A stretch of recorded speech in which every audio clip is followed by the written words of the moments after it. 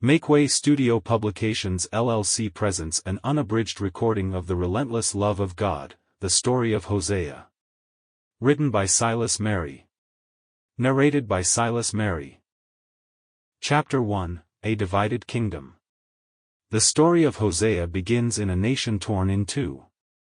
The once great kingdom of Israel, united under kings like David and Solomon, had splintered into two separate realms, Israel in the north and Judah in the south. This division, more than a political fracture, symbolized the spiritual and social unraveling of a people chosen by God yet increasingly distant from Him. Hosea's life and message would take place against this backdrop of division, prosperity, and eventual decline. The seeds of division were sown after Solomon's reign.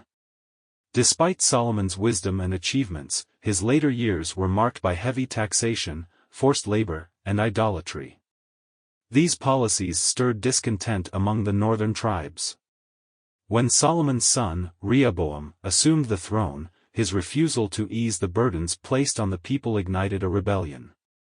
The northern tribes rejected Rehoboam's rule, crowning Jeroboam as their king, and the kingdom of Israel split into two. The southern kingdom, Judah, retained Jerusalem and the temple, where worship of Yahweh continued as the central focus. In contrast, the northern kingdom, Israel, centered its power in Samaria, establishing its own religious practices and political structures. This division was not merely geographical, it was deeply spiritual, with profound implications for the people's relationship with God. Samaria, a prosperous capital. Under Jeroboam, Samaria became the heart of the northern kingdom. Its location, nestled in the fertile valleys and along important trade routes, allowed it to flourish economically. Over time, Samaria grew into a prosperous city, its wealth and influence rivaling that of Jerusalem. Yet this prosperity came at a cost.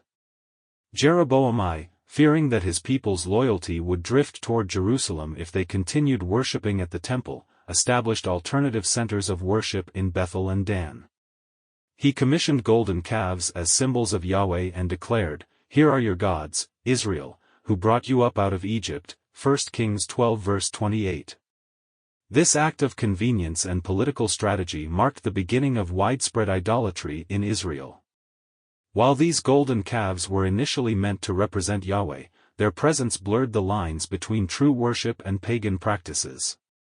Over time, Israel's religious identity became entangled with the cultures and deities of its neighbors. The widening gap between Israel and Judah. Sample complete. Ready to continue?